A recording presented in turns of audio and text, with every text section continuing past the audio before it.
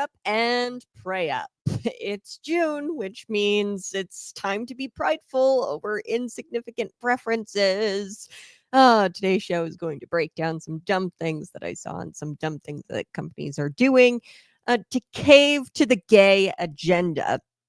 It's the most wonderful time of the queer. I hate June. I used to love June. It was like the start of summer, and now I absolutely can't stand June. So I bring you to this Facebook post posted by a local representative, an elected representative. She's the Normal, Illinois Township Supervisor, and she's also the McLean County board member. And I know what you're thinking. Wait, she serves in two forms of government?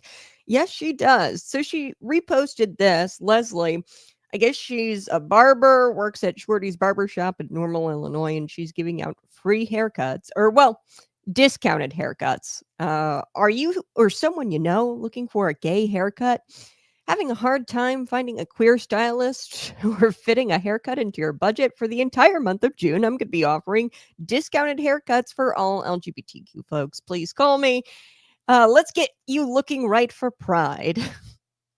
It wouldn't bother me so much, but if there was a barbershop that did this with straight people and offered discounts for straight people, there would be an uproar or a meltdown from the left. They'd be screaming at the sky, crying.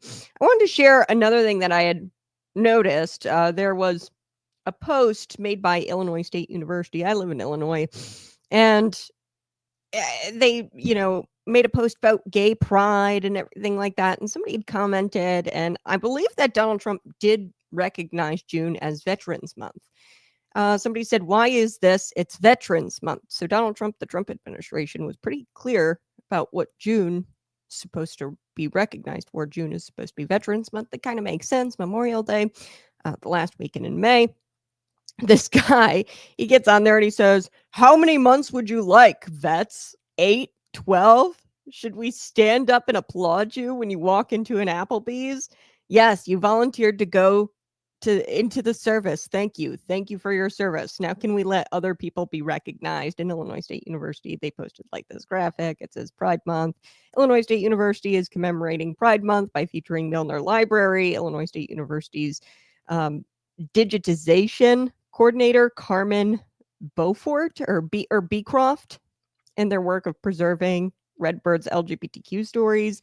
I don't know. And then I guess there's going to be a pride picnic the Queer Coalition at Illinois State University is hosting on June 14th. So dumb. Well, number one, I'm sorry.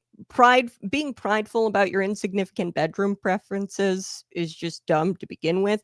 They're insignificant, and I say this because your bedroom preferences quite literally shouldn't be recognized because it contributes to the destruction of the human race. Quite literally, the eradication. You're erasing the human race by your bedroom preferences. I'm just going to be honest with you. I mean, straight homo or heterosexuality results in something that should be recognized.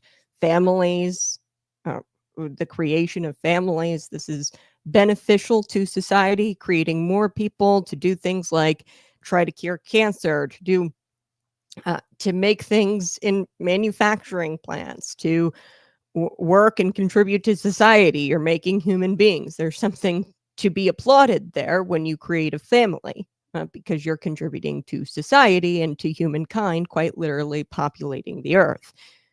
When you have these bedroom preferences, heterosexual or homosexual bedroom preferences, quite literally, there's nothing to recognize because it's just you who's benefiting from it. And like, what do you want, veterans? 8 months, 12 months? Yeah, because I served my country. This was something that I signed up to serve my country, and this was something that I didn't have to do, but I did it for the benefit of the nation. And this was sacrificial, right? Having a family, in some sense, is sacrificial. People love having families, but you have another mouth to feed. You have to allocate resources for that child and raise that child up. So in a way, it is a sacrifice. And Yeah, I don't know what these people want. You want me to applaud your selfishness? I just don't get it. There's a lot of things I got to get to this morning. First, trial lawyers, they're taking over, and there is going to be some truth I'm going to provide behind this bill, Illinois Senate Bill 328. So 328. SB 328. We're going to get to that. Plus, Chicago transit agencies are in full panic mode. And what's their big solution? Raise your taxes. We got to bail out Chicago transit system and the transit agencies there. So we're going to get to that here in just a second. And today we are talking about something that cuts to the core of our republic, our election integrity. Because guess what? The Supreme Court, they just agreed to hear a huge case that could potentially forever change our elections. And it's very exciting. And they're going to decide whether federal courts can even review disputes about ballots that arrive after Election Day here in the state of Illinois. You have 14 days to really let these ballots trickle in. And candidates are arguing, hey, that causes me an injury. I have to keep my campaign open for 14 days.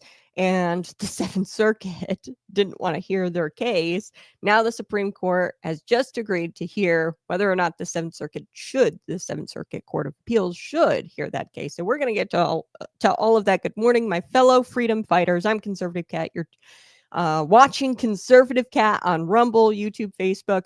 You can get the program wherever you get your podcast, Apple Podcasts, Spotify, wherever you get them. I'm there. Download the podcast for us every day. Listen and share this out with your friends. Tell them about Conservative Cat and tell them about Patriot Pump. PatriotPumpEnergy.com. You can get your bottle today, $10 off using promo code Conservative Cat. And I'm telling you, this stuff, Patriot Pump, is so good. And I use it as not just pre-workout, but as caffeine intake for the day. It's 150 milligrams. You know exactly how much caffeine you're getting, and it's a great supplement. So go to patriotpumpenergy.com, use promo code Conservative Cat. All right, freedom fighters, let's get into it, shall we? Let's shred through the liberal lies this morning, and let's see what's lurking in the legislative litter box. We're digging into Senate Bill 328. This was a last minute kind of sneak attack from Springfield's favorite swamp creatures. Okay, so let's dig into it. Senate Bill 328. It sounds harmless on the surface. Typical liberal camouflage. They do this kind of stuff all the time. It's pitched as something like a small tweak to Illinois Civil Procedure Code. It's just a small tweak, guys. And this is a tweak to how court filings are timed. Okay. Specifically, it lets electronically filed legal documents relate back to an earlier date if they were delayed by some technical issue. I know, you're like, that sounds boring, Kat. Wrong. It really does open the floodgates for more lawsuits. And I don't mean your everyday kind of disputes. I mean, I'm talking about out-of-state trial lawyers coming to the state of Illinois, lining up to sue Illinois businesses, exploiting every loophole in this law that they can get their hands on. They're going to exploit this bill, this law. I'm sure Governor J.B. Pritzker is going to sign it. So this bill makes our state an even bigger magnet for lawsuit abuse. And folks, this is not by accident. So who's behind this? Let's talk about who's pushing this thing, this garbage. The bill was passed out of the House 77-40, rammed through right before the end of session. They ended over this past weekend. And this was when most people weren't paying attention. The deadline, Saturday, midnight. And this didn't raise anybody's, this wasn't a red flag raised on anybody's radar. And who can you look, peel behind the curtain there? Who's lurking behind the curtain? None other than House Speaker Chris Welch. There he is. A man who, surprise, surprise, raked in a lot of cash from the Illinois Trial Lawyers Association PAC in the last campaign cycle. So this is not democracy, folks. This is pay to play politics. Okay, cronyism, pure and simple. That's what this is. I mean, I don't think it's a coinky dink that he got the most cash from Illinois Trial Lawyers Association. The most, a lot of cash from the Illinois Trial Lawyers Association. This is a magnet for trial lawyers to come here and exploit this law and sue businesses into the ground, small businesses into the ground. So let's stop talking legalese and let's talk turkey. If Governor J.B. Pritzker signs this bill, let's be real, he probably will. Unless you raise your voice, you could contact the governor. Illinois families and businesses will pay the price. Okay, so the American Tort Reform Association called this one of the worst bills of the year. Why? Because it's going to drive up insurance costs, legal defense costs, and business costs. And when costs go up for businesses, that goes up for you, the consumer. The prices are raised, they cut jobs, they move out. And who gets left behind? You, the hardworking taxpayer who already can't afford groceries under Biden inflation. And let me remind you, Illinois is bleeding jobs. Nearly half of the people in this state say they want to move. Okay. Why? Because between taxes, corruption, and regulations, it's getting harder and harder to survive out there. And we're already seen as the quote, and this isn't me saying that we're the judicial hellhole.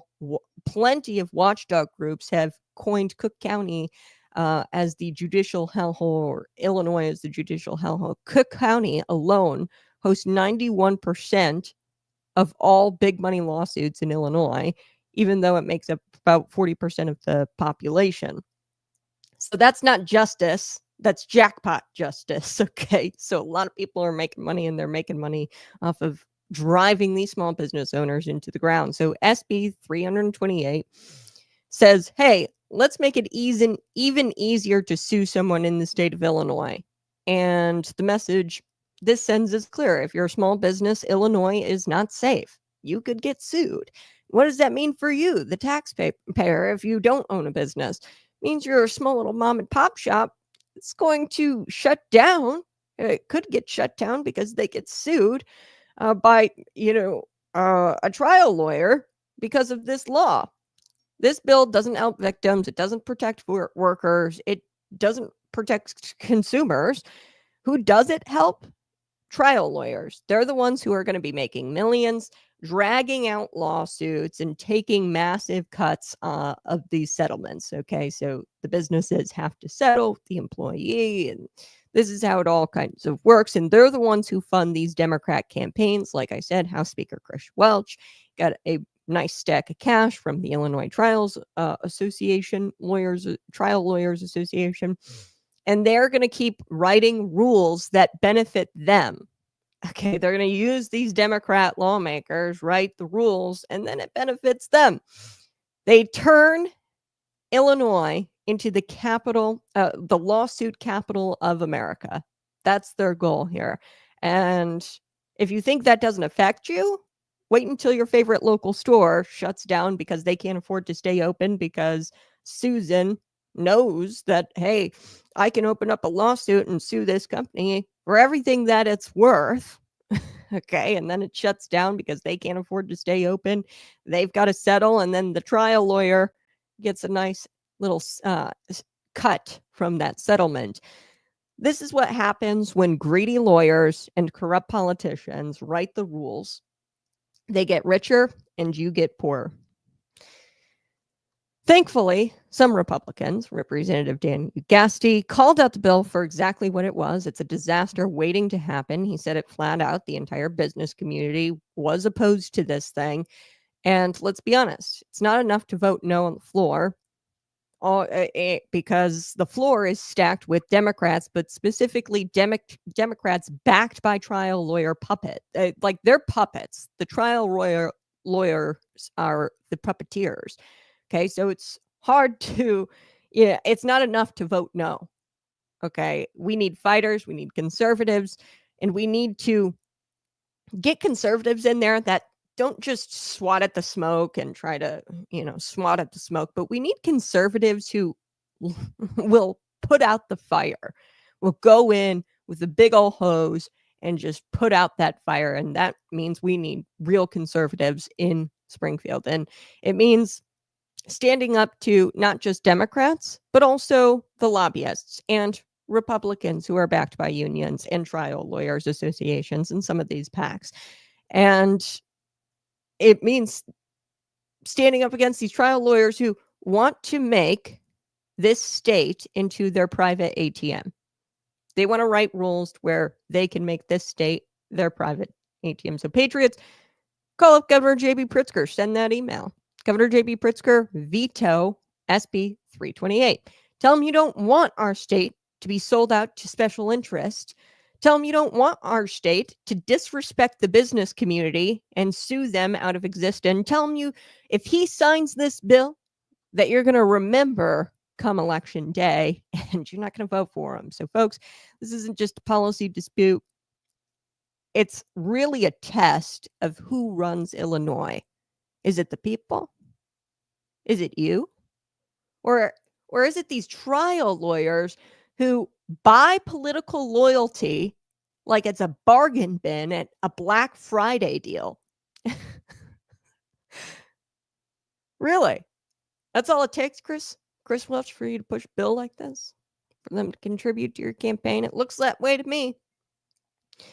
If we don't stop this bill, we're sending a message that every shady legal firm in America, we're sending this message to them. Every shady legal firm in America. Hey, come on in. Come to Illinois. We're open for lawsuit season.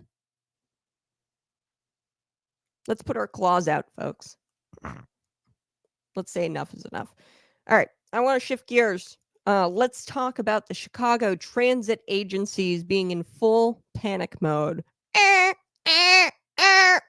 They're warning without more taxpayer funds, without your money, they're going to be cutting services, and there's going to be service cuts, mass layoffs, and I guess total chaos by 2026. I don't know. Do you really use the CTA, the Chicago Transit Authority? Do you use this? You don't, right? The Regional Transit Authority, which oversees the CTA, Metra, and PACE, they're staring down a $770 million budget hole. And their big solution? Raise your taxes. Now, they did push a bill. We talked about this a little bit yesterday. If you missed the show yesterday, go ahead, find it in the archives, YouTube, Rumble, Facebook. You can find it archived there. They pushed this bill that would have slapped a $1.50 delivery tax on your food, anything that got delivered to your house, prescription drugs in the entire state. They were going to do this and slap on a $1.50. It didn't get through, but if you were to order groceries, dinner, a package, boom, you pay more. And that's not all. They wanted to also tax ride shares like Uber and Lyft, and even charge you a fee for charging your electric vehicle. Okay, so basically, if you eat, shop, or breathe in Illinois, they're going to tax it, and they want to tax it. Okay. What this bailout bill did, it passed the Senate, but the House didn't even touch it before session wrapped up. So what this means, it's dead for now. For now, it's dead. It's probably going to come back, maybe even as soon as the summer session. They might do a special session. And honestly, this was probably the best thing that happened to taxpayers all week, because we had $1 billion in tax increases. We saw that with the sports betting and the 45% increase on tobacco and vaping products. And then, of course, corporate tax increases. But State Senator Andrew Chesney, in the Center Square, he's quoted. He's a Republican from Freeport, Illinois, and he called this exactly what it was. It's a bailout, not for you, not for the town, but not for you, not for your town, but for Chicago. You might not live there, but you got to pay for this thing. You might not use the transit system in Chicago, but you got to pay for this thing. And it's a dysfunctional transit system. Here's what he said. He didn't hold back. Here's what Andrew Chesney, state senator, said. You're all going to get nailed on this tax. This is an unpopular mayor who got a 9% approval rating, and you're going to bail out this idiot on a dysfunctional system? Exactly. Really what this bill did, it was a delivery charge, like I said, $1.50, anything delivered to your house. You were going to get charged more to bail out Chicago Transit.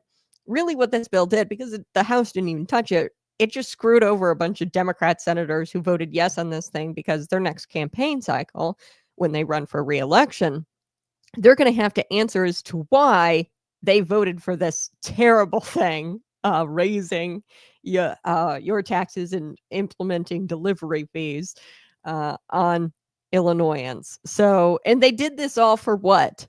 Brandon Johnson? They did this all for Chicago and the transit system that's just dysfunctional, and probably people hate riding it because they're going to get mugged or raped or beaten. Hard to argue with what Senator Andrew Chesney said. It's like, oh, you're bailing out a clown. You're bailing out some guy who's got a 9% approval rating. He's probably not going to be there next go around when he runs for re-election. Why should someone in rural Illinois, or the suburbs even, quite frankly, anywhere outside of Chicago, why should we be forced to pay? Honestly, anybody in Chicago, why would anybody be forced to pay and prop up a crumbling, mismanaged urban transit system? If I lived in Chicago, I wouldn't even want to pay for the transit system because it's riddled with crime. It sucks. This isn't a funding problem, it's a spending problem, and it's decades of waste, bad planning, and no accountability. And now it's all catching up to them, the Chicago transit system, and they want to make it your problem. And let's not forget about the unions, because of course they're angry. The Illinois American Federation of Labor and Congress of Industrial Organizations, they say, oh no, without this funding, the transit workers, they're going to lose their jobs. They're facing uncertainty. And look, no one wants to see someone lose their job, but ask yourself, how many small businesses in Illinois have been taxed to death and were forced to close, especially during COVID-19 under Governor J.B. Pritzker's lockdowns? How many everyday families are struggling to buy groceries or gas? Nobody bailed them out. Now they want you to pay for a fee every single time you order a pizza just to fix a broken system. And really, not even to fix a broken system. It's just to keep that broken system running a little bit longer. Because if you don't fix the root of the problem, which is that it's mismanaged and it's dysfunctional, the transit system, we're just going to bail them out, and then we'll have the same conversation 2, 3, 4 years down the road from now. This is what happens when politicians refuse to fix what's broken. They throw money at it. They throw your money at it, and they call it leadership. Well, this is leadership. This is a compassionate budget. The bill is a bailout, period, and it sets a dangerous precedent that if Chicago runs out of money, that the rest of Illinois should pick up the tab. And that's not fair. That's not conservative. It's not even sane. Let's be honest, this isn't the end. Lawmakers are already talking about that special summer session to revisit this bill. And you know what that means? That they're going to try to sneak this through when nobody's watching, and it'll probably happen. So here's what needs to happen. Instead of dumping more cash into this sinking ship, lawmakers should demand a full audit of the Regional Transit Authority. Ask these questions. Where's the money going? What's the plan to fix it? What reforms are in place? Because if they can't answer these questions, they don't deserve a dime. Illinois taxpayers, you're not an ATM. You're not responsible for saving politicians from the consequences of their bad decisions. And it's time to speak up. Call your reps, email them, let them know. Hey, no more taxes, no more bailouts, no more blank checks to Chicago. Let's get serious about our spending. It's time to remind Springfield, hey, you work for us. It's not the other way around. All right, I got to take a quick break, but you're listening to Conservative Cat, and be sure to get your pre-workout Patriot Pump at patriotpumpenergy.com. Use the promo code Conservative Cat for $10 off. That's the best promo code that they've got.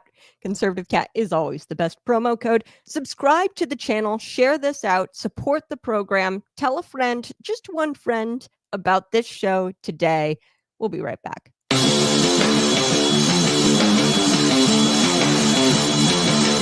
Welcome to Conservative Cat Clips, the show that cuts through the noise with claws out truth and unapologetic common sense.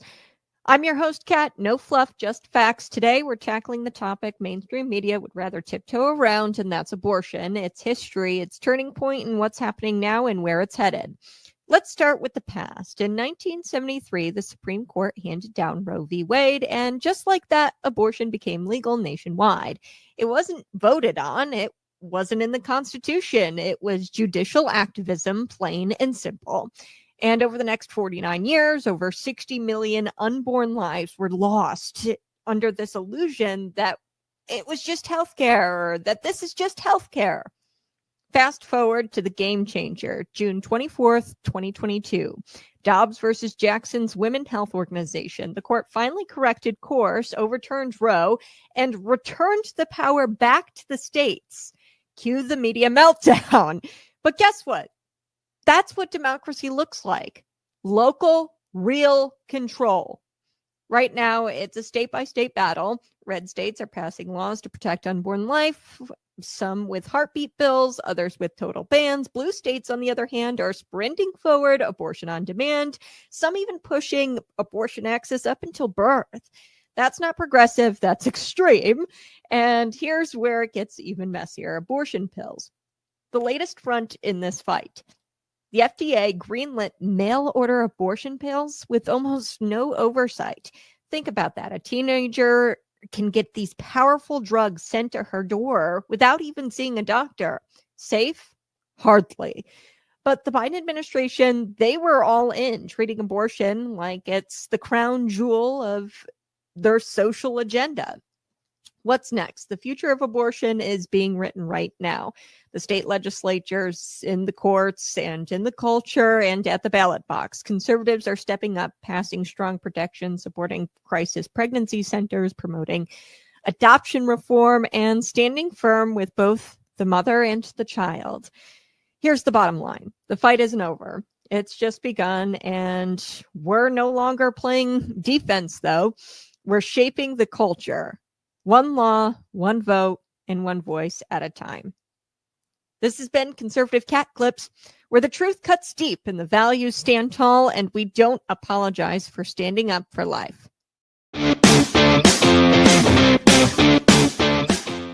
Sometimes God stops you cold, not with a whisper, with a punch to the soul. Saul wasn't looking for Jesus. He was hunting Christians. He had power, position, and a mission. Then God knocked him to the dirt, a light from heaven, a voice that knew his name. Saul, Saul, why are you persecuting me? That moment wasn't soft.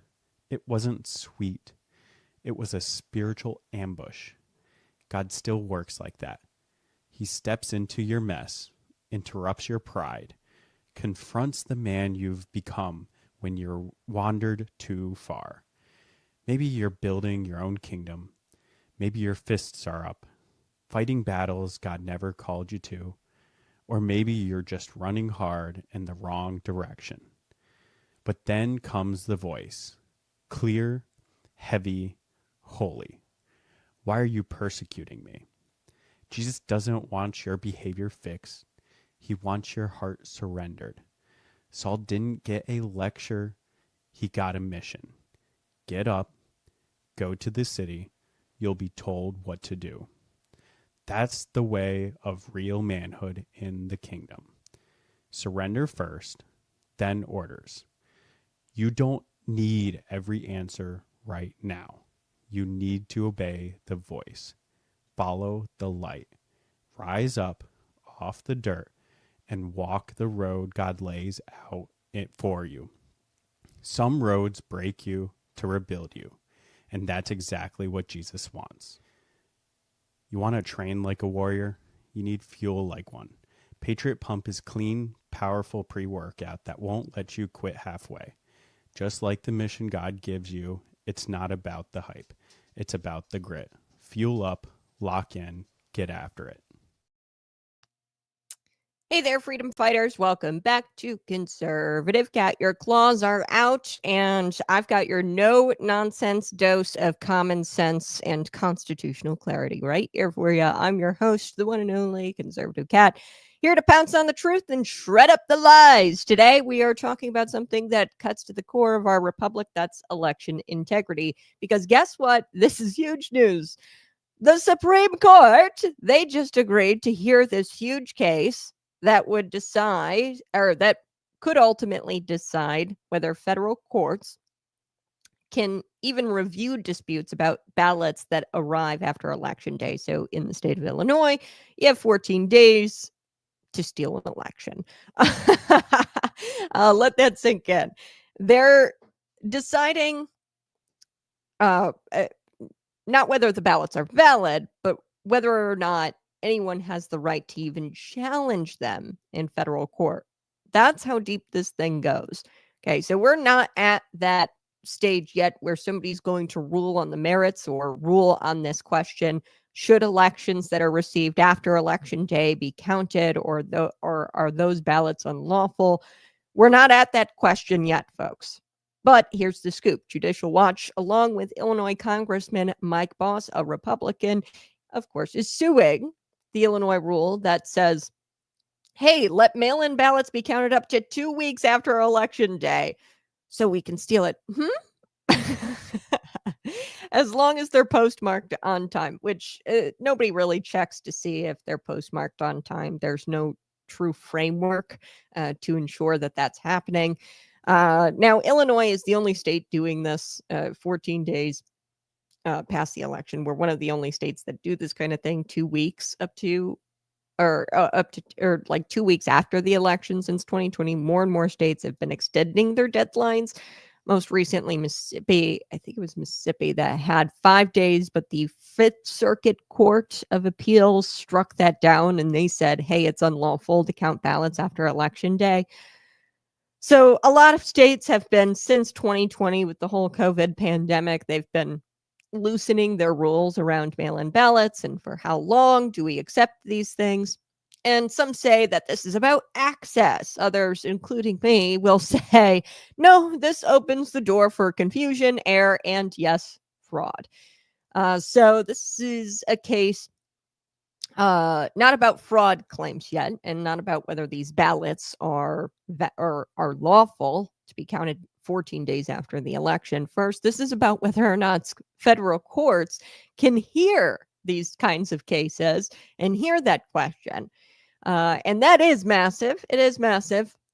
Judicial Watch attorney, according to Center Square, Russell Noble, he put it perfectly. This is about whether courts are even open to candidates raising these issues in court. And if they're not, if the courts just throw out these cases for lack of jurisdiction, which is what the Seventh Circuit Court of Appeals did, that's really not democracy. Okay, this isn't a democracy, and democracy is long dead.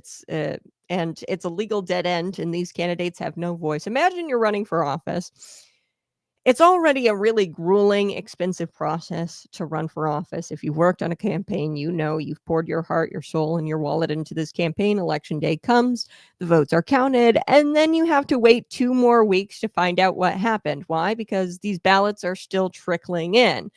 Okay, not only is that emotionally damaging, but there is real financial damage to this. They're not illegal ballots necessarily, but they're delayed ones, and postmark on time, maybe not. Who really checks? Who really enforces it? Now, Representative Mike Boss, he represents 34 counties. This is a large chunk of Illinois. And keeping a campaign of that size running for 14 extra days costs real money, real resources. And Judicial Watch, they're arguing that, of course, he has constitutional injury. The courts, the Seventh Circuit Court of Appeals, said, there's really not injury here, and we lack jurisdiction to even hear your case. And really, the 14 days extra of having to run his campaign, that gives him the standing to sue. And you shouldn't have to run a campaign while you're in limbo. Like, okay, 14 days. Do I close my campaign site? Do I keep my campaign staffers on? Like, what do we do? You know what I mean? And it's keeping your campaign in limbo for 14 days because ballots are coming in after the election. And that's not how America used to work. And that's not how America should work. For most of our history, the rule was very simple. Hey, ballots received after election day don't count. Okay, so that's how we kept things clean and simple. But ever since Bush versus Gore, things have gotten a little bit blurrier, especially in a post 2020 time period. It's become this political tug of war of this question and answering this question: are illegals that come in after election day unlawful? And I would say, yeah, but we'll have to see what the court says and see if they even allow the Seventh Circuit Court to hear this kind of case on its merits. Because the Seventh Circuit, they just, Court of Appeals, they just said, nah, we're not going to hear this because we lack jurisdiction. Now, the Supreme Court has got to kind of provide clarity because the Fifth Circuit, they actually, Circuit Court of Appeals, this was in Mississippi, they ruled differently. They not only heard it and agreed that they had jurisdiction to, you know, hear the merits, but they actually ruled that it is unlawful for ballots to be counted after election day. And the Seventh Circuit, where Illinois sits, they refused to hear this challenge at all. So this is what we call a circuit split. And it's one of the main reasons the Supreme Court has now stepped in. So now we have to see if the Supreme Court of the United States is going to say, yes, federal courts can hear these types of cases. And if they do, that case can go back to the Seventh Circuit. The Seventh Circuit could side with Judicial Watch and Mike Boss, and that could reshape the entire election law in this region. And really what that would mean is federal elections. If they side with Mike Boss, the Seventh Circuit, if the Supreme Court, there's a lot of ifs right now, but if the Supreme Court says, yes, Seventh Circuit has to hear it, they side with Judicial Watch and Boss, then federal elections, you can't count ballots for 14 days after election, and ballots that come in after election day are unlawful. Okay, if they rule that way. Now, they could rule not that way. That's probably more probable, but it's also there's also a potential here that the Supreme Court could rule on this. Okay, the Supreme Court of the United States, they could, send it back, then they get it again, and then they eventually rule on the merits. And that could set a national precedent. So this is a huge case. It's going to take some time, but it could bring back real election day deadlines instead of this post-election drip type campaigning. And let's be clear, this is about transparency. This is about election integrity. This is not partisanship. Russell Noble from Judicial Watch said it best: even if this candidate loses this case, the process has to be transparent and accountable. And the Seventh Circuit Court of Appeals not hearing this is awful. I just don't. We at least have to set a precedent that the courts have to hear disputes about our election process. That's how we maintain trust in our elections. Candidates, they should be able to take issue with certain election laws, and the court should be able to hear this. Federal candidates, Mike Boss is a federal candidate, he should be able to go to the federal court and take issue with election laws, and they should hear that. That's how we maintain trust in our elections. Because right now, people don't trust the system. And that's not conspiracy, it's reality. If the rules keep changing, the ballots show up after the buzzer, if courts don't even want to hear legitimate concerns, then of course Americans are going to lose faith. And when people lose faith in elections, we lose faith in the entire system, and can't let that happen. So hats off to Judicial Watch and Representative Mike Boss. This isn't about denying votes or suppressing turnout. This is about clarity, consistency, and to be frank, the Constitution. Elections should be fair. They should be final. And you can't just keep counting until your side wins. Let's hope the Supreme Court agrees. And even if we can't challenge the ballot or the ballots and if they're lawful or not, we should be able to have our candidates bring forward their disputes in court. All right. I want to switch gears here. Let's talk a little bit about this woke mayor. $100 million in reparations. This is $100 million reparations plan. Hey, I'm Conservative Cat. Thank you always for watching. We're scratching the surface here and we're getting to the truth.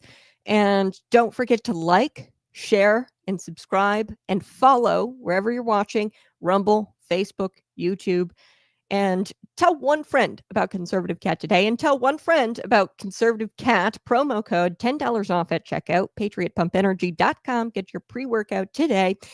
All right, let's get to the woke mayor a little bit later in the show. You'll want to stick around because Tom Homan drops a very blunt warning to this criminal alien who made violent threats against President Donald Trump. And he entered the country illegally 9 different times. And Tom Homan said enough, and he's issued a blunt warning to this specific criminal alien. And I'm all for Tom Homan. One thing I like about Tom Homan and Pam Bondi, Kash Patel, one thing I like about Tom Homan, he doesn't do these like media tours. He just kind of like, he's invited to these shows like Fox News, and then he just says what's on his mind. He doesn't care what people think. He's not looking for a media gig after being the border czar. He just says what he wants. And he's just one of those guys where if he was eating like, I don't know, a sandwich and he got some sandwich on his tie or something, and he's just like, I don't care. And he has that sort of attitude. And I love that. I don't care what anybody thinks about me. I've been assigned a job and I'm going to do that job. That's why I love Tom Homan. So we're going to get to that. Plus Penn Medicine. They are ending their gender surgeries for minors, but don't get too excited because, and don't give them too much credit because they're still doing gender surgeries for minors and they're still issuing or giving out puberty blockers and synthetic hormones to kids. So we're going to get to that. But first, this mayor, I guess he's a new mayor. And today we're digging into this headline, Tulsa, Oklahoma. They are creating a $105 million charitable trust to address the legacy of 1921 Tulsa race massacre. It sounds noble on the surface here, but what's really going on here? And let's scratch the surface, okay? Let's get our claws out and scratch the surface. This is straight from Fox News. Tulsa's new mayor, Monroe Nicholas IV. I don't know why. I just think it's funny when people have the 4th, the 5th, 6th. So Monroe Nichols, the 4th, just a few months into this office, announced a plan for $105 million private trust. He says the goal is to provide things like housing and scholarships to descendants of those impacted by the 1921 massacre in Tulsa's Greenwood district, also known as Black Wall Street. So now Nichols made a big point saying, quote, "This will not be direct cash payments." So I guess it's not technically reparations, but let's be honest, it's reparations light. This is reparations. Okay, so whether it's cash, free housing, taxpayer-backed scholarship, we're talking about redistribution based on race and ancestry, not need or merit. So this is reparations. Okay, nobody's denying what happened in Tulsa in 1921 is horrific. And from what I understand, this actually happened. It was evil. A mob burned down a neighborhood and killed dozens of people because of their race. Sort of stuff still happens today. Look at the white South African farmers, people killing people based on the color of their skin. It's awful. And it left a legacy of trauma. And I'm sure it lasted for generations. But here's the thing. This is centuries now. We're talking a century, okay, of blame shifting. And this is where the left has taken it too far. They use this one undeniable injustice. Yes, it's an injustice. And then they use it as a springboard for a century of blame shifting. So for a century now, the blame.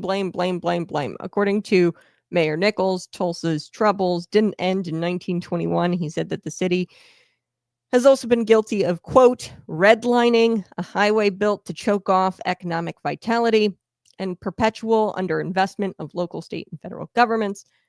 Uh, let's unpack that because that's a lie. Okay, the 1921 thing happened, devastating, traumatic. Redlining was a real policy in the mid 20th century, in mid 20th century America. This is banks denying loans to minority neighborhoods. Okay. But that practice and that policy ended decades ago. Okay. So redlining not happening today, like he alluded to. Okay. This ended decades ago and it was in place. And in its place, what we've done instead is government programs throwing billions of dollars into home ownership and business grants and community development. That's what we've done in its place. So we've already remedied the redlining policy, okay? Because we do these government programs and we throw billions into home ownership and we give people and actually loans that they probably shouldn't be taking out and they can't afford. Okay. And we give them loans for houses that they can't afford. And that's what we've done now. So we've replaced the redlining policy with that, which isn't much better. Now, the highway that they claim that they built through Tulsa, and they said it was designed to choke off Black prosperity, that's a tired narrative pushed in the city after the city in this. That's a narrative that's pushed by them, by the activists, leftist activists who oppose any infrastructure that changes neighborhoods. Okay. So highways, transportation really knows no race. If the highway now, for example, if this highway was exclusively for white people, then yeah, sure, you could say it's a racist highway. But no, really, if anybody can use this highway in Tulsa and it cuts through this neighborhood, anybody can use it, so it's not racist. Okay, so infrastructure is not racist if everybody uses it and everybody is allowed to use it. Okay, this is just activists who oppose infrastructure because it changed up the neighborhood slightly. Folks, highways didn't destroy Black businesses. Leftist policies, crime, broken education, and overregulation did.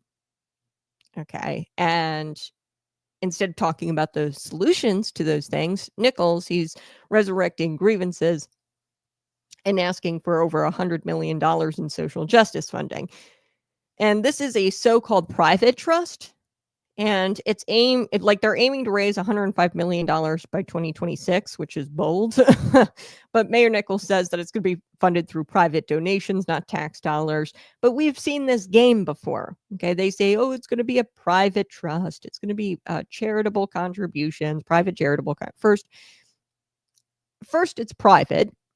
And then local officials lean on corporations for voluntary contributions. Okay, so your local officials will probably there in Tulsa will lean and get corporations to make voluntary contributions, which actually wind up being, hey, I see that you've got some fire hazards here, or you're not up to code here, but you're welcome to. I'll look the other way if you make a voluntary contribution to this private trust, the reparation fund. Then nonprofits pile on. Okay, so the local officials, they'll lean on these corporations to make voluntary contributions. Then the nonprofits will pile on, and before long, public money starts to trickle into this thing in a very quiet manner where you get a grant here, grant there, a subsidy there. Nonprofits will get in and they'll start contributing. And we know nonprofits, they get grants. And then, because nonprofits aren't transparent and the way they do business is just god awful, that money's not separated. So you'll get a grant to this nonprofit who contributes. And it's like money laundering, essentially. They're funneling money through those nonprofits. And so it is going to wind up being taxpayer funded subsidy here, grant here. Let's lean on these corporations to get them to pay. And then suddenly you're paying for something that you were told wasn't going to cost you a dime. The taxpayers there, they're going to be paying for this reparations. And let's be real, when governments blame themselves for a century of injustice. That's not an invitation for charity. It's a setup for a shakedown. Okay. So, and let's be real. Like, why are we blaming the people? Like, none of these people are alive. Even the descendants. I mean, there might be descendants, but I mean, like, do they even know if they're a descendant of the 1921 Tulsa race massacre? Probably not.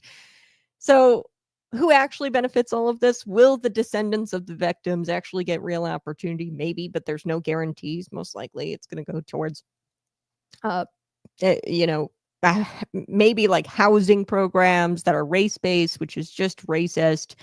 It's not open to all low income families. These scholarships are going to be race based, which is just racist. Okay. You're doling out money on the basis of race and ancestry. Who's managing this trust? Is it the elected officials? No, it's likely going to be hand-picked activists and nonprofits and people who have run these equity programs for years with zero measurable success. Uh, the Black community is still reeling, and all of these equity programs haven't been successful in addressing that. Really, what we need to do is fix our failing schools.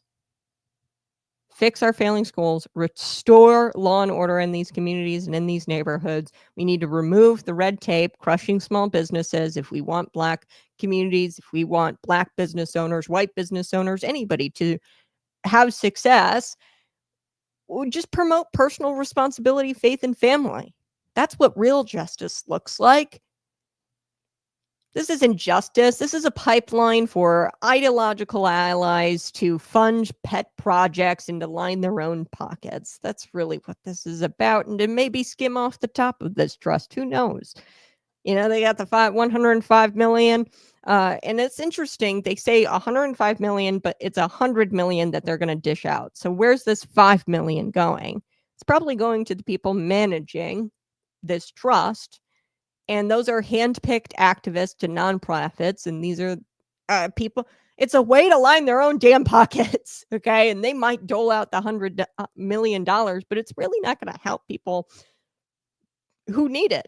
It could go to people who, or give them housing loans that they really can't afford. And it's just going to further destroy low income or, well, Black communities if they're doing it based on race. So if you really want to help Black Wall Street, don't throw government money at guilt.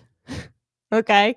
You teach entrepreneurship, you teach savings, you teach independence, you raise up builders, not victims. And here's why this matters beyond Tulsa. This is becoming a national model. We've seen similar trusts. I think Chicago tried to do this, but we've seen trust funds, commissions, and councils form in places like Chicago, San Francisco, and California. And they're all calling for various forms of reparative justice. Once one city gets a big payday, the floodgates open, and the left sees it as a moral wedge. They guilt the public, distort the past, and create permanent programs that divide Americans into two categories, oppressors and oppressed. And this isn't about helping people, it's about control. They want to control people with money. America has spent 60 years correcting its past. Civil rights, affirmative action, minority-owned business support, scholarships, you name it. We've done it. Okay, it's never enough for the progressive machine. They're going to keep doing this because this isn't about justice anymore. It's about power. It's about rebranding our cities as permanently broken, so activist politicians have to pose as so that way they can pose as saviors. And it's about rebranding our cities as broken. And Mayor Nichols doesn't need $105 million to help people. He needs the courage to fix schools and fix our public education system in his area, attract jobs, and lower crime. And the people of Tulsa in this country need leaders to look forward, not backward. That's what we need. All right, I got to take a quick break. You're listening to Conservative Cat. Be sure to go to patriotpumpenergy.com. Use promo code ConservativeCat, $10 off at checkout. We'll be right back.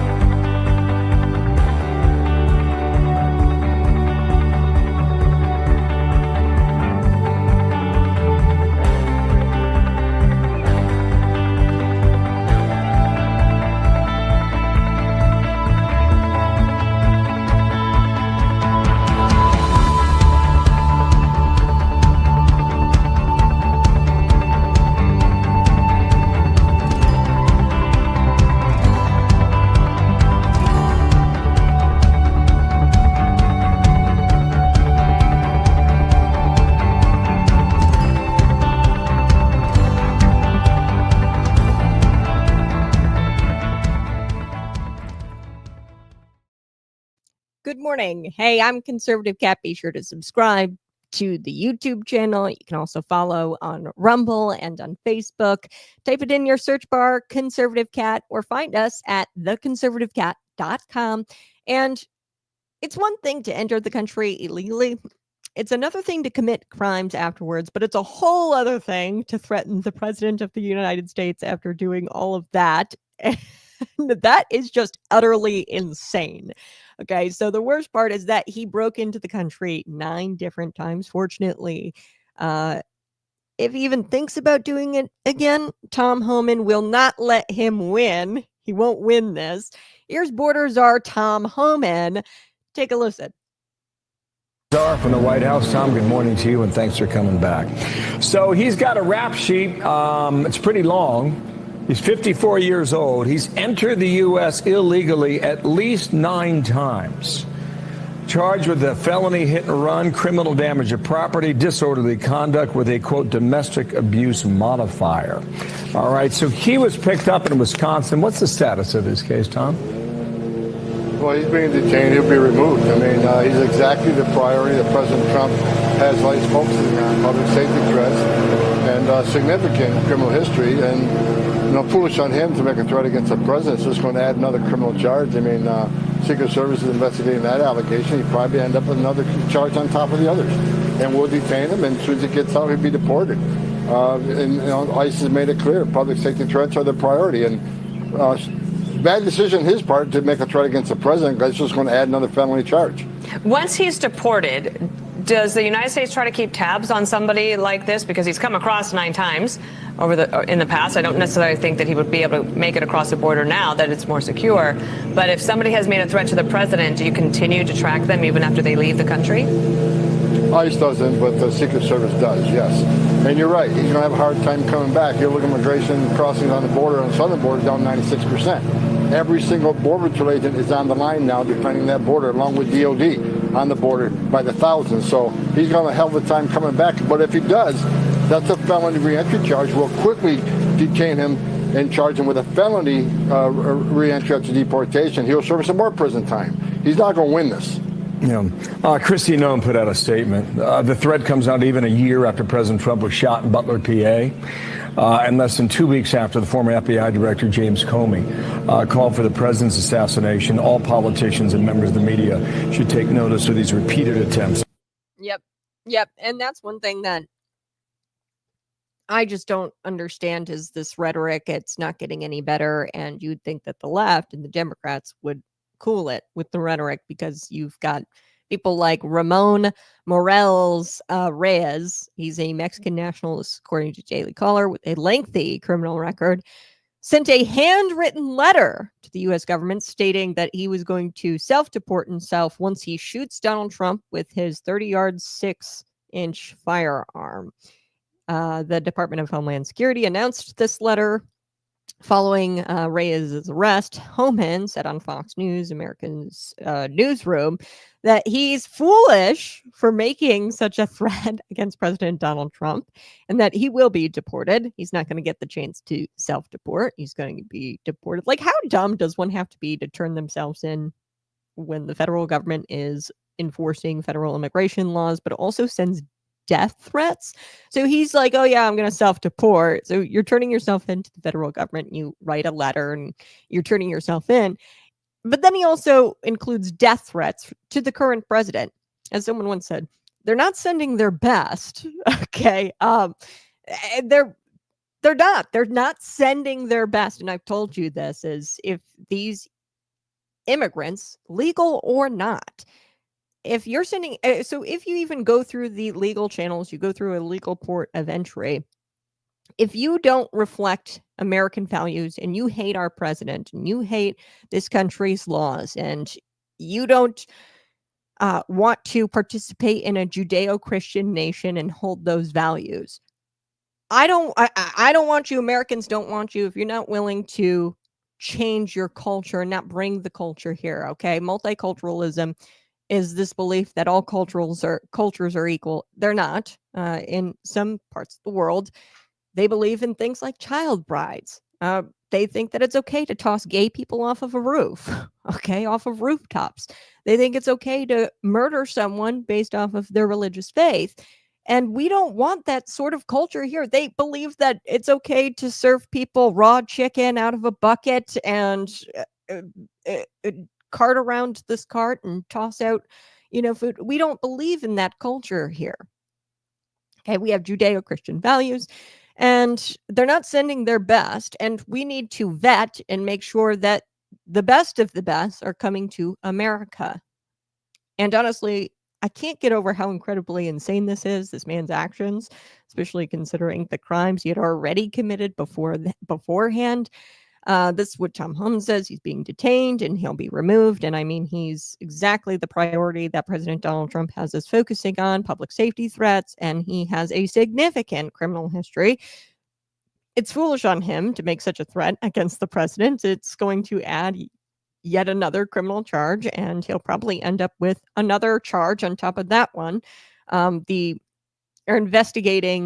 Secret Service is investigating this allegation that he was going to take a gun and shoot the president. And this is what Tom Homan says: we'll detain him, and as soon as he gets out, he'll be deported.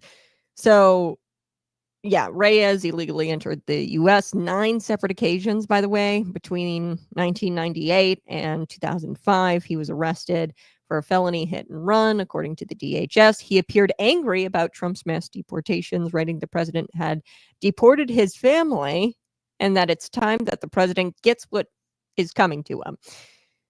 I'll see Donald Trump at one of his big rallies, he wrote in the last line of his letter.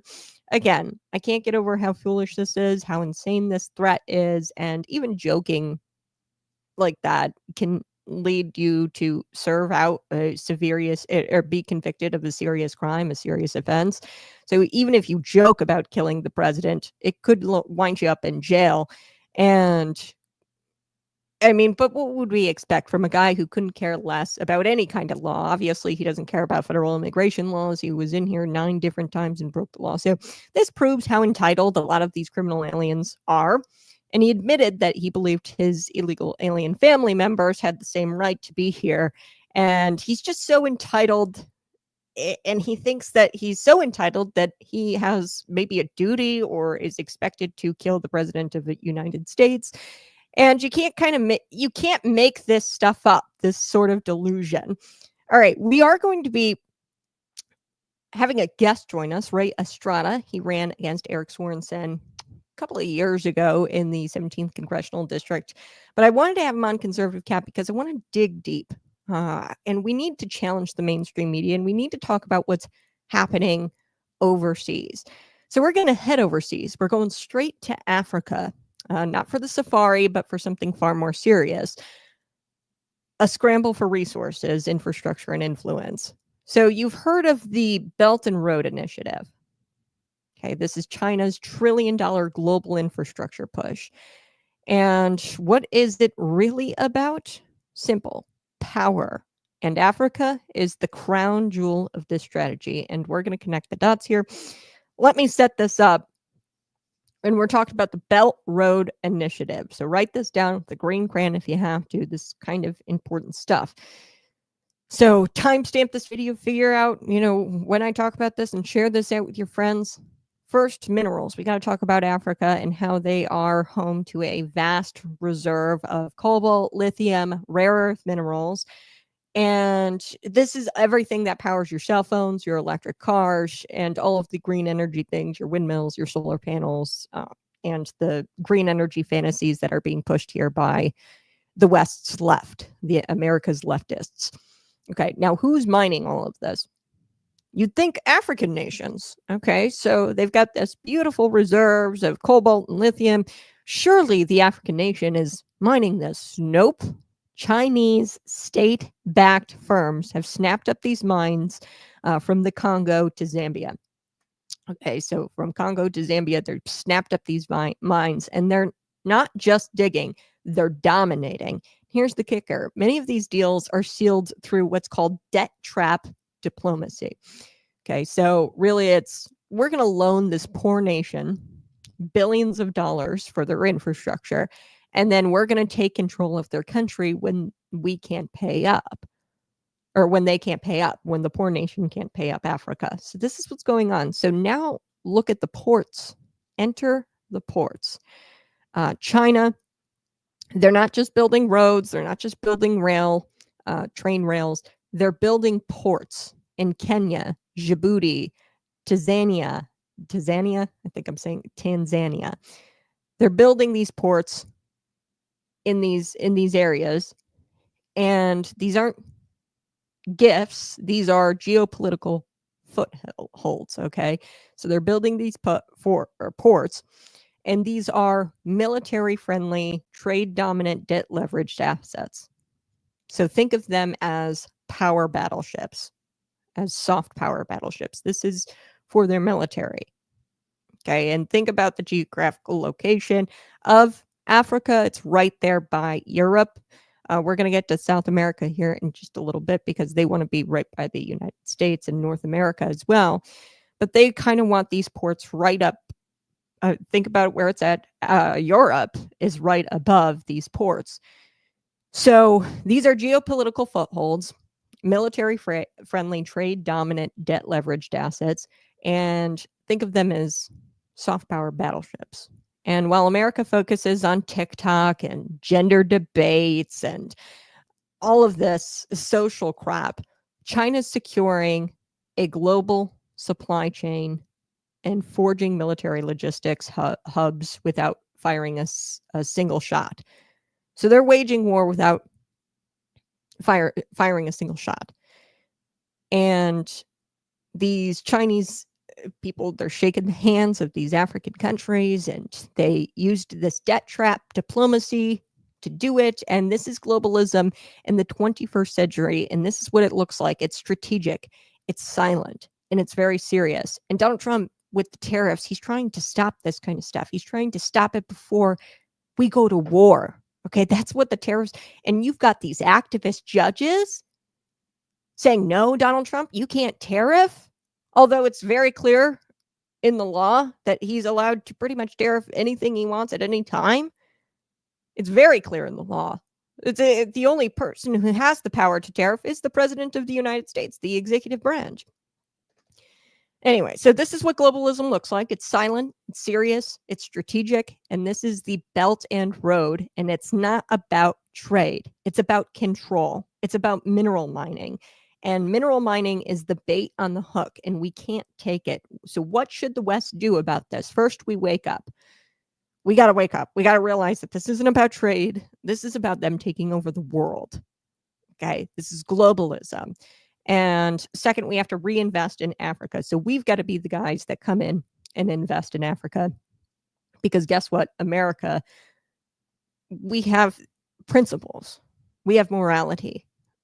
China does not. Okay. And we need to reinvest in Africa with transparency. We're not going to do this whole thing like we did in the Middle East where we say, hey, and we did this in the Middle East. We're going to provide you protection, but in exchange, we want the oil, right? We're going to provide you protection, and we're going to create democracy here in the Middle East, which was just dumb, but we also want your oil. We're not always the good guys, by the way.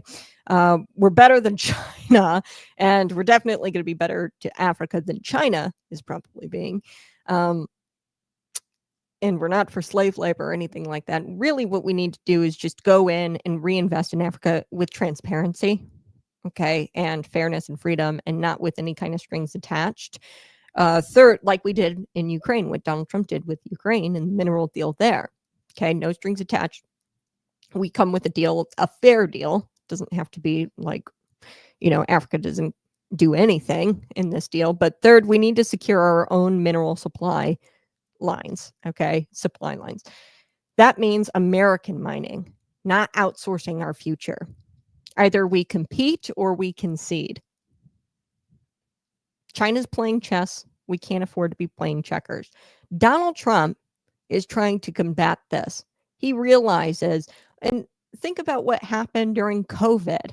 You ran out of toilet paper. It's because China is controlling the supply chain. We can't concede. We have to compete. China's playing chess. We can't afford to be playing checkers. We have to stay sharp. We have to stay free. And we have to stop. We should never stop asking these hard questions. I do want to move to South America because the same thing is kind of happening over there, especially with this mineral extraction, infrastructure investment, and influence operations. So in Washington, we're busy. We're talking about bureaucracy and distractions, woke distractions, all of this. And Beijing is buying up influence, minerals, and political loyalty right in our backyard. This is South America, right next to North America. And this is all strategic. Now, think about what Donald Trump has tried to do. And he's playing chess with China. Okay, so he wants Canada. You know how he's talked about wanting Canada? You know how he's talked about wanting Greenland? These are very mineral rich nations, very mineral rich. So he wants to get on the same level as China and stop their globalism takeover. And we have to make sure China's not the one who wins in the end, because it's not going to be good for anybody. Okay, they kill people for fun over there. They enslave the Uyghurs to make their electric vehicle batteries, and they practice slave labor. Okay, so let's get this straight. South Africa isn't just, or South America, sorry, South America. We just talked about Africa. They're doing it because they want to get close to Europe. But they're also doing it in South America because they want to get close to us. Okay. It's very strategic what they're doing. Now, Greenland, for the same reason why Donald Trump is doing this, Greenland is close to the European nations there. And Canada is mineral rich, so is Greenland. And this is why Donald Trump has talked about buying Greenland, and Donald Trump has also talked, about Canada becoming the 51st state. Now, it's not South America isn't just coffee and Carnival. Okay, this is a gold mine of lithium, copper, and oil. And guess who's swooping in with deep pockets and no morality? It's China. They're swooping in. They're taking over. Take Argentina and Bolivia, two of the most richest lithium reserves on Earth. Essential for batteries, EVs, satellites, you name it. We put this stuff in everything. Chinese state-owned companies are all over them. Are all over Argentina and Bolivia. They're building mines, railroads, and entire towns and resource hubs. And this is not charity. This is strategic. Okay. It's not just about the minerals. It's about the ports. It's about the power plants. It's about the politicians. They're buying up the politicians there. They're building massive infrastructure, highways in Ecuador, ports in Peru, dams in Argentina, in exchange, influence, trade deals, political leverage. And this is economic colonization, and it's working. It's working. And here's where it hits close to home. South America is in our hemisphere. Okay. And there's this little thing, it's called the Monroe Doctrine Zone. For 2 centuries, America warned foreign powers to stay out. But now we're asleep at the wheel. Joe Biden quite literally was asleep at the wheel. And I'd love to say that it was negligence, but really I think it was all intentional, because they promised, Joe, if you do this for us, if you turn the other way, Biden family, if you turn the other way, we'll make sure you're taken care of. Okay, we're asleep at the wheel while China builds this digital surveillance network as well in Brazil, and they sign military cooperation deals with Venezuela. Okay, they're pushing Huawei HG or 5G. So Huawei 5G is banned here in the United States, I believe. But they're pushing this.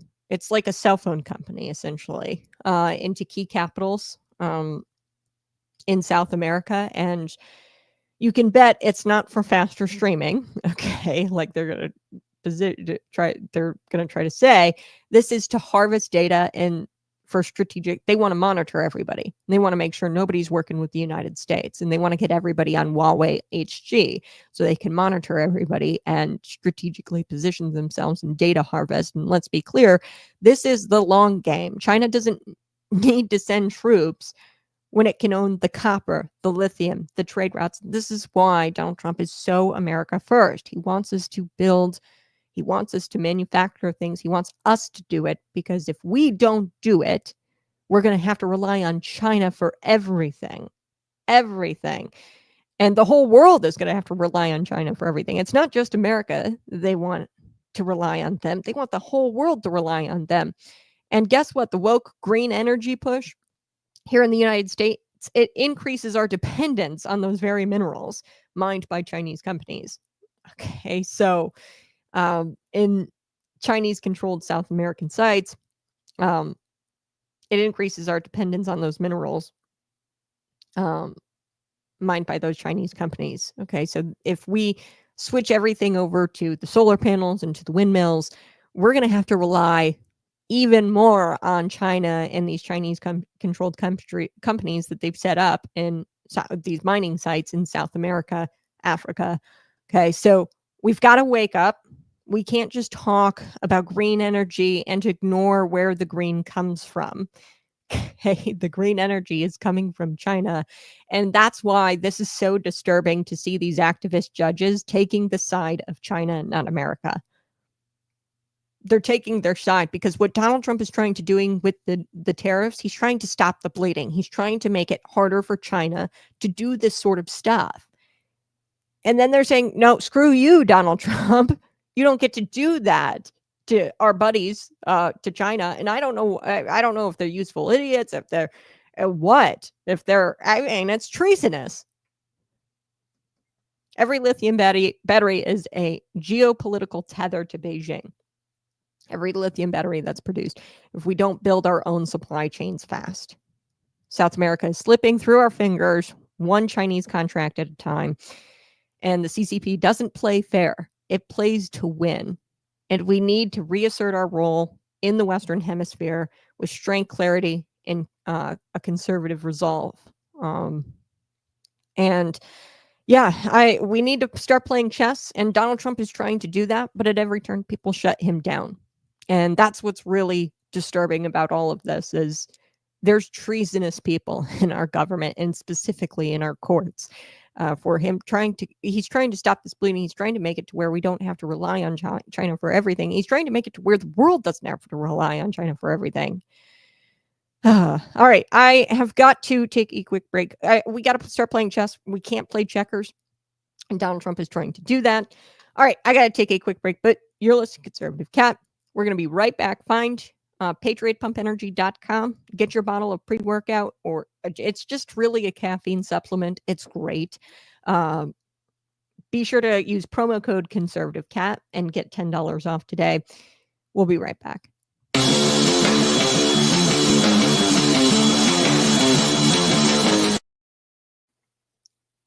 Welcome to Conservative Cat Clips, where we deal with the truth, not talking points. I'm your host, Kat, and today we're putting a spotlight on something the abortion industry wants to keep you in the dark about: abortion pills.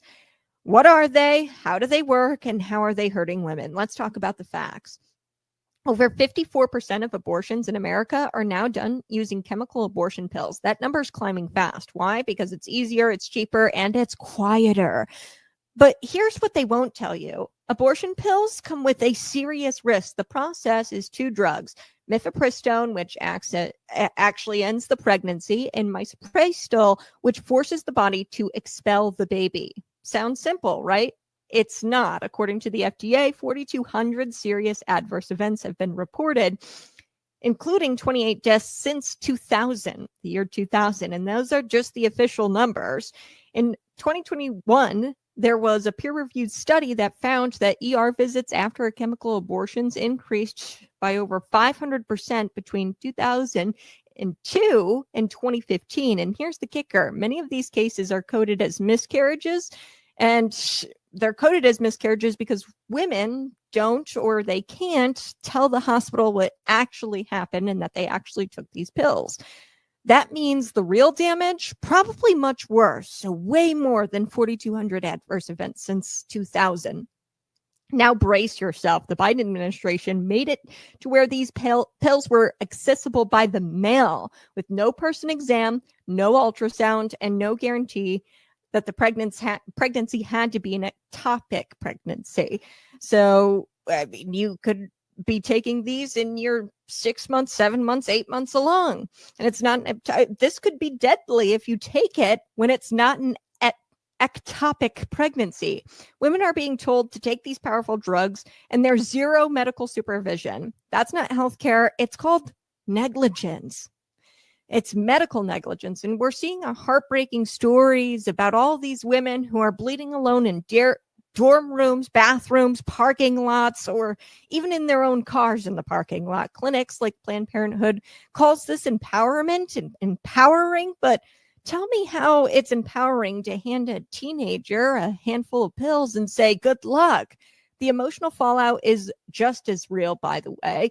There's a physical risk, but there's an emotional risk as well. Women reported feeling abandoned, traumatized, and even haunted by what they've done, especially when they see the tiny, tiny body of their baby passing and passing that. It's traumatizing, and nobody tells them that they're going to see the tiny baby in the pamphlet. So here's the truth, the plain and simple truth. Abortion pills are not safe.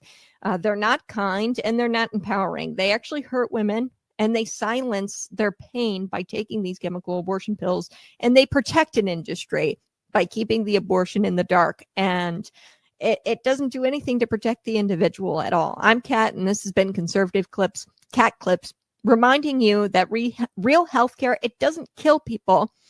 And real healthcare means empowering women and supporting women, not selling them lies in a bottle. Stay alert, stay bold, and always choose light.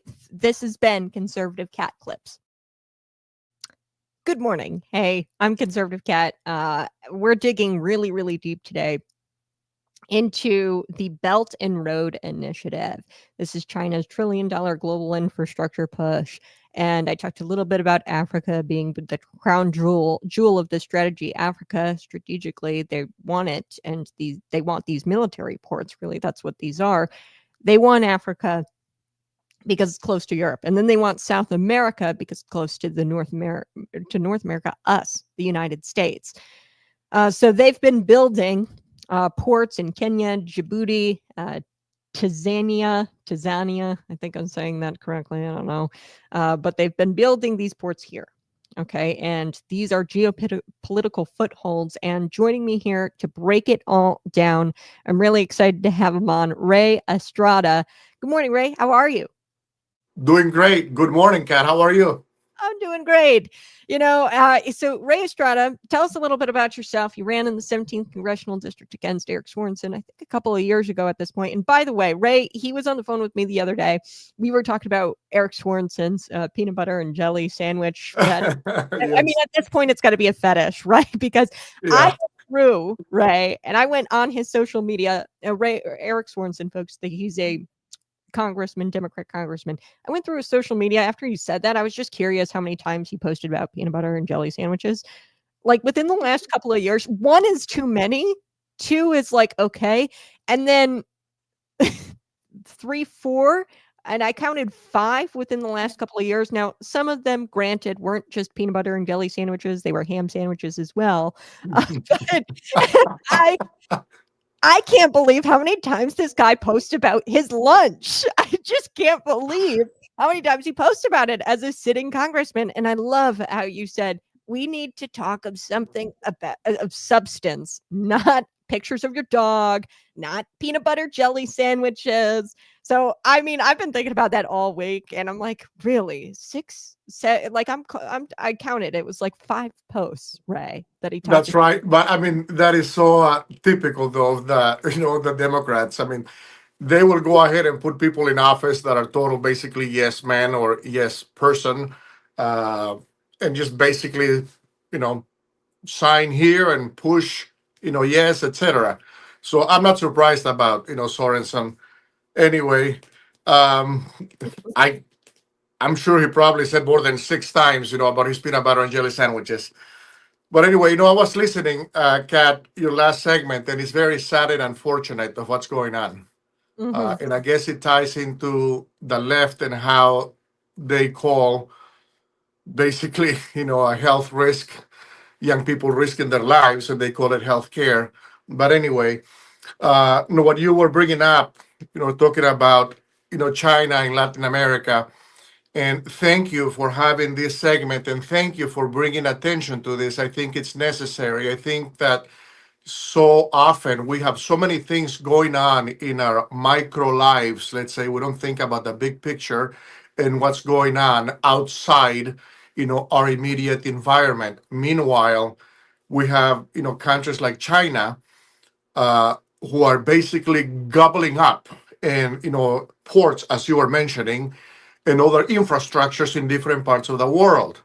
And like you said, this is part of their Belt in Road initiative, which is kind of like the new version of the Silk, trade. Um, but anyway, let's, talking about the trade, what is going on in Latin America. Latin America historically has been very close to the United States regarding basically cultural, issues, its history, faith. We know we pray to the same God. Most of us there, are Christians. But unfortunately, we had a lot of problems during the Cold War, as you know. We had proxy wars in Latin America. I mean, South America as well as Central America, from the former, Soviet Union and the United States. But now China has seen an opening, and it's been doing this for the last decade. I would say actually more than the last decade. The United States has not been too engaged or not engaged enough in what's going on there. And I'll bring up, Brazil as an example. Uh, Brazil, their number one trading partner now is China. By their bilateral trade is like $160 billion versus like 70 billion with the United States. Now, what happens in that sense? Brazil will go ahead and export, agricultural commodities and minerals, to China. China will go ahead and bring to Brazil finished products. So the added value, obviously, they're the ones that are making, most of the money. Now, in like you were mentioning the ports, look what's going on in Panama. And by the way, that deal that BlackRock is going to buy the two ports, there's one in the Pacific and one in the Atlantic, right there at the entrance and exit basically of the Panama Canal. That hasn't gone through yet. That hasn't happened yet. I mean, BlackRock was doing a proposal to buy, I think, like 43 different ports around the world in like 23 different countries for like $24 billion. I mean, some, huge amount of money. But the way that China has been coming into Latin America, yes, they're incentivizing them with trade, giving them like free trade, agreements. I mean, so that they are favored in not paying tariffs into, bringing their country, their products into China. But this is interesting. A lot of the companies that are exporting to China from Latin America are owned by China. So, I mean, that's amazing. I mean, in Brazil, they bought this mining company. So say, oh, Brazil owns this mining company, but it's actually owned by China, even though it's a Brazilian mining company. Now, I'll put an example like in Nicaragua, for example.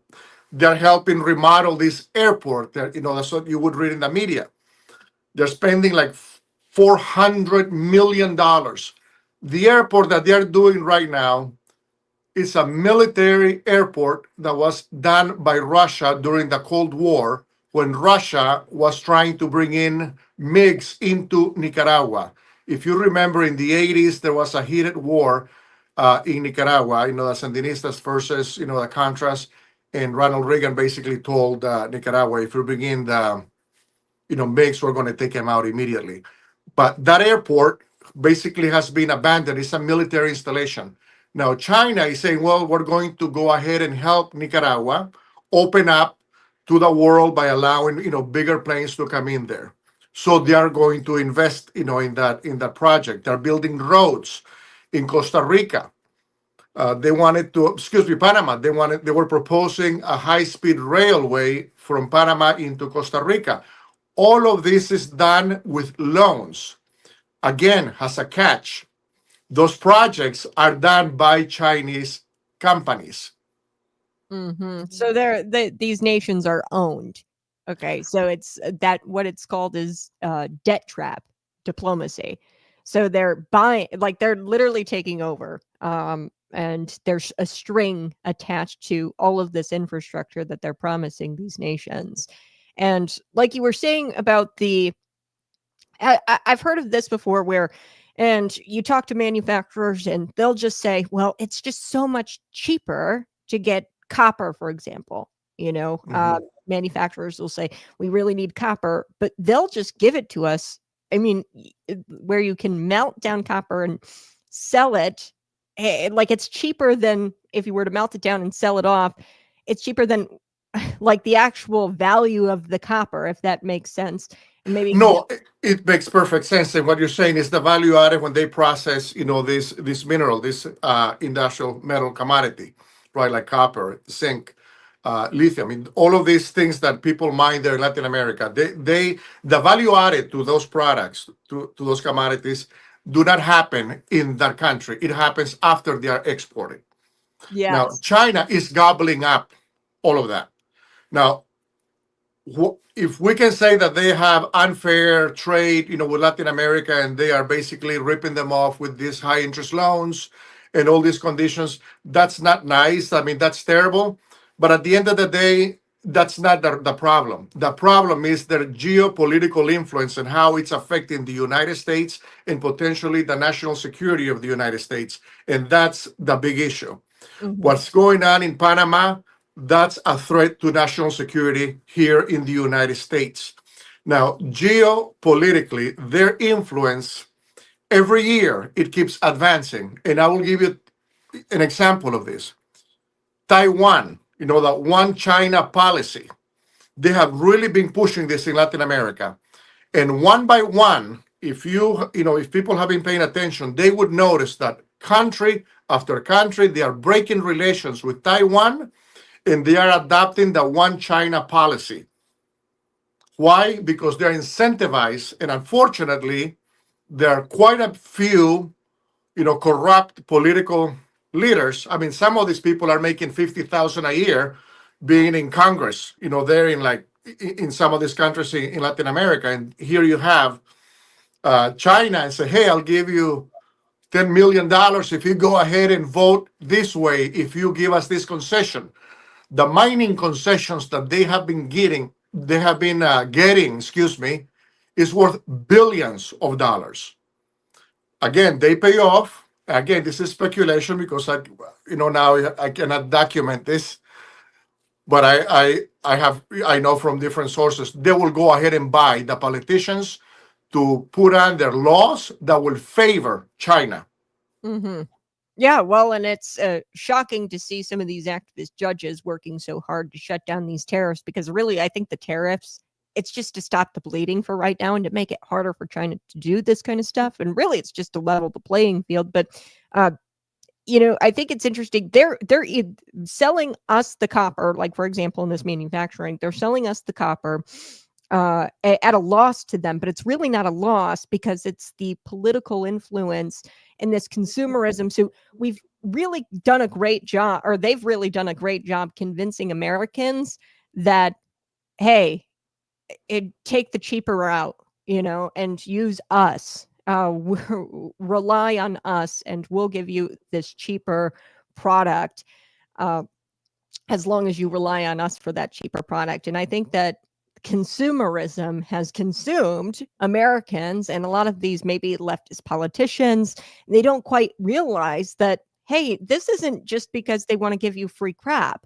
The Mhm. Chinese Communist Party, they don't want to just, oh yeah, we're going to give you cheap copper because we like you guys. No, this is done strategically so that way there is a reliance on the CCP for our products and for our supply chain. And they are creating a Yes. global supply chain. And I don't see this going any other way besides war. I really think that the tariffs at this point is to stop a full-blown globalist war from breaking out. And I think that's I what. hope, yeah, let's pray that that doesn't happen. But, what you're saying is so true, Kat. And it's typical, and that's their business model, China. They will go ahead and take a loss. It's kind of, to put it into more simple terms, like, You see grocery stores, they have a loss leader. So they sell you something cheap, but then they stick it to you with something else. Well, basically, that's it. Look at what's going on, with iron, the metal industry here in the United States. Thank God for Donald Trump. China was dumping, steel here into the United States, and American manufacturing, couldn't compete with that. Mhm. So again, thank God for Donald Trump, right? For President Trump. And people Now, think that he's so dumb, Ray. And like that's what really gets me going is when you know all of this stuff, the Greenland, the talk about Canada, the talk about the Panama Canal, and he's working so that way we don't have to rely on China for their supply chain. And he's trying to create our own supply chain. And I think that people like, oh, Donald Trump's talking about buying Canada or buying Greenland. Like, what a crazy guy. And it's like, mhm, wait a second. We need yeah, minerals. We need minerals and we need to do our own thing. So that way we don't have to rely on China. And that's what he's doing because it's Greenland is rich in minerals. Canada is rich in minerals. And we could be doing that. But yes, the left would rather get hooked on this like orange man bad thing. And I'm just like, he's such a genius. Honestly, when you look at his policies and you yes. understand this, you're like, gosh, this is just so smart. I Um, think so, and I think part of President Trump's model to negotiate is like shock and awe. Like he puts it up there so high, such high expectations that then even if he brings it down to fifth, half of that's still a great deal, right? And mhm, I think thank God that he sees. I think he has a very clear vision of the threat of China and the threat of China in Latin America through trade, through geopolitical, geopolitical, let's say, not engagement, but they want to conquer basically all of that region geopolitically affecting the national security of the United States. How have they been doing that? Like you were mentioning, deep water ports like in Peru, Panama. So they're owning that infrastructure. Trade, they want to present themselves as an alternative option, alternative trading partner for these countries in Latin America, from Europe and the United States. They have already done that in Brazil. Brazil, their main partner is now China. It's not the United States. And this trend continues to go on year after year. If people pay attention to the bilateral trade between some of these countries, with China, and then they go ahead and compare them with the United States, they're going to see that the United States either it's not growing or it's decreasing. Now, that's also a problem when a country like China has this much economic influence in different countries. Again, they gain geopolitical stance, geopolitical importance, relevance here in our hemisphere. And that's the problem. And a testimony to that is what was going on in Panama, that they owned, the Cristobal port and the Balboa port, two huge powerhouses. One of them, the main port coming in from Asia, coming into this hemisphere, and the other one coming in from Europe, coming into this hemisphere. So that's very important.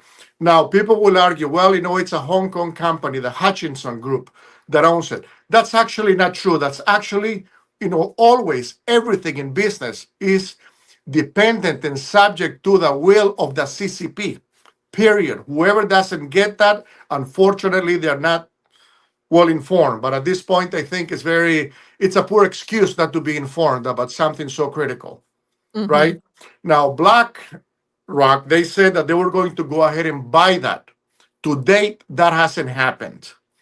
All right. So Trump was right to go ahead and pressure Panama. Now, my opinion is that the only way to secure, because we have right now the Senate, in the House, and we have the White House, and look how many obstacles are put in front of President Trump right now for him to execute any aspect of his agenda: immigration, national security, Mhm. trade, things that belong solely to him. the judges are interfering. Interesting that you brought up the judges. Because Congress that, has to do their job. yes, Congress, but they haven't done it. I mean, we have, on one side, you have the rhinos, the so-called Republicans that are hypocrites and they're obsessed with keeping their jobs, right? And then on the other side, you have the, psychos. I mean, I shouldn't use that language. Those people that are radical to the left. And then yeah, in between, you have the conservatives, the MAGA. People think that the MAGAs are extreme. I think that the MAGAs are actually, regular people that have common sense and they just want to live their life in peace, and say the republic. But anyway, well, thank you for, go ahead. I think that there is an issue with the MAGA conservatives as well. There's a lot of focus on, and rightfully so, I mean, the gender issues and things like that, a lot of these social issues that I feel like are always talked about. I never hear the mainstream talk about what you're talking about, Ray. I never hear it. They don't talk about this. They always say, oh, Donald Trump and his crazy ideas to buy Greenland, but they refuse to have this conversation as to why he wants it. And the gender issues, all of this kind of taking front stage, which 100% like we need to address that. But I'm worried that there is a lack of focus on geopolitics, especially coming from folks like Eric Swartzen. Like he Yeah. doesn't have any kind of conversations about that. And we're so focused on like these programs and internal domestic programs that we're forgetting that this is a looming threat and that we need to focus on making sure China doesn't secure this global supply chain and make everybody reliant on them for everything. And Yes. so, And that has been the trend, unfortunately. I mean, look about the drug industry. Um, I mean, that to me is alarming that we're not producing our own, our own meds, our own medication, within the United States. That's yeah, something that 20, is totally unexcusable. in 2020, we didn't even have the basic like PP, what is it, PPE and like masks. We didn't even have Mhm. that, and we couldn't even make that ourselves. We had to go rely on other countries to make that. And we were out of masks, we were out of toilet paper. Just think about that, and then amplify it by 10,000 if we don't address this, right? Yes, I think everything matters. It's like a puzzle, and we have to keep putting the pieces together. It's not like a one thing, one issue problem. We're discussing, Latin America, China's influence in Latin America. That is a threat to national security. Don't doubt that. It's beyond just a trade. It's also geopolitics, as I mentioned. They have influenced and continue to influence the political stance of these countries, like regarding Taiwan. A lot of those countries have now revoked, they have totally um, canceled, let's say, any diplomatic relationship with Taiwan. And these are countries that were traditionally very conservative and, leaning, to the right, who had great relationships with Taiwan. But unfortunately, that's just testimony of the influence that has been growing within these countries, from China. I think it's very important because it's not just about trade, as I mentioned, but also national security. At some point, Kat, we can discuss, what's happening in Venezuela, for example, in Tren de Aragua. That is a very, very intentional operation by Venezuela. Iran is engaged with this. China is also engaged with this, and we can discuss that in detail, perhaps in another occasion. Uh-huh. How Tren de Aragua has totally infiltrated the United States, that they have operatives here in the United States. Right now, they are catching what you see on TV, basically low-level threats, which are just like gangbangers. But the threat of these people is much greater than what you see on TV. And unfortunately, some members of, let's say, the intelligence community, they knew about this, and they allegedly, let's say, let these people in here, knowing, having been warned that they were coming into the United States, and they let it happen. I have no idea why the Biden administration allowed this to happen, but this was by design. Yeah. Believe me, Well, there's a lot that we can talk about that there's and how. military like deals, cooperation deals with Venezuela that China has made, and those are public. People know about these deals, and despite that, members of the intelligence community, they let them in, and Yeah, the Biden administration. But some of the deals are public, Kat, and some of the deals are not public. yeah, For example, you never hear about the relationship between Venezuela and Iran and the minerals that Iran is mining in Venezuela, and they're shipping by thousands of tons to their country, to Iran. okay, So there's quite a bit of stuff going on. So I hope, and perhaps some of these yeah, people will listen to this show. I know that I have tried to share a lot of information about this. So let's hope that it doesn't fall on deaf ears. yeah, But these people that have totally neglected this situation have put the United States, let's say, in peril. There is a legitimate threat, to national security from China and from other countries. But I know today we're discussing, China and Latin America. So I think it's very important. I think it's awesome that you mhm. you went ahead and did this show. Yeah, yeah, yes. Well, I appreciate you coming on. And real quick before we go, what do you think, Ray? If you were in Congress, and I wish you'd run again. I know you're not running again, but I wish you would. What do you think Congress can do? Like, what would you do the moment you're in Congress and you had all? I mean, they do have all the power. I mean, we have the House and the Senate, but like you said, the rhinos and then the extreme left. Um, what would you do? What's the first step? Regarding China and Latin America, Yeah, obviously, you've got yes. Donald Trump trying to tariff, but the courts are not. So how does Congress kind of step in and help Donald?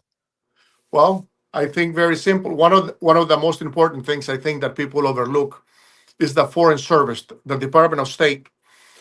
They are full of bureaucrats that have no concern or intention to change any of the pre-Trump policies in different countries. You have a group of diplomats who basically are career bureaucrats who do not care to make any changes to implement the policies of Donald Trump. For example, and I don't want to talk about anyone specific, but I know several ambassadors in Latin America right now who are outright leftists, bureaucrats who used to work for Democrat senators and congressmen that basically just got that job there as a diplomat working at the embassies. And what they are doing, they are telling the State Department and telling Trump basically why they cannot push the Trump agenda into these countries instead of engaging with the countries that are where they're serving and telling them why they need to make these changes. Saying this is how we're going to make these changes. No longer the status quo. Well, in our country, we don't do that. I'll give you an example. Look what happened with Colombia when Colombia didn't want to take back their criminals. Trump said, no, you are going to take it, period. That's it. The ambassador would say, well, we can't do that, sir, because, that's not how they do things here. The heck with that. It's not how they do things here or how they do things there. If it's relating to the United States, national security and the United States foreign policy, they have to go ahead and, tell these people, or engage with them at least, let's say, and say, this is why we have to do this and this is how we're going to do it. But I mean, unfortunately, I had the experience of, meeting with a lot of these people, and they will sit there at the table and say, well, we can't do that because that will be insensitive and disrespectful, to their sovereignty. You rarely see these leftist, liberal, people representing the United States abroad saying that they are going to go ahead and push, the United States agenda and the United States foreign policies. That I think would be a big thing that they have to change the culture in the State Department. Mhm. Something else, sanctions, absolutely sanctions. You know what else is very powerful, Kat? Mhm. All of these people, they all have money in the United States.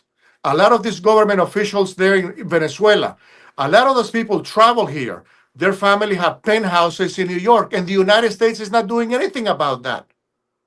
I said, no, go ahead and seize that money, or at least investigate where that money's come from. I can tell you it's not from working 9 to 5.